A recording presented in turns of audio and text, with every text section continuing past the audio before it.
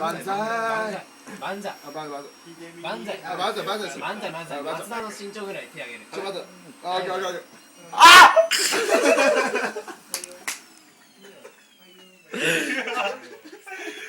あ、やばい。掃除機伝説。時があるじゃん。この甲羅の部分のね、皮が全部こう。なんか甲羅の部分。皮が全部持ってくる。ここ持ってくじゃん。持ってくからこう伸びんじゃん、皮があと。だからああ。そうそう、直行こうか。はい、行きましょう。いや、これはね。一回乳首やってるよ。すごい提案です。やばいよ。ゆっくりやんなきゃまず。どう。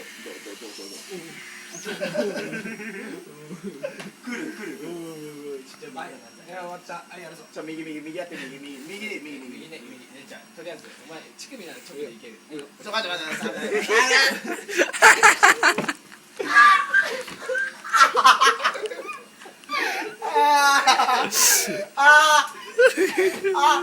右。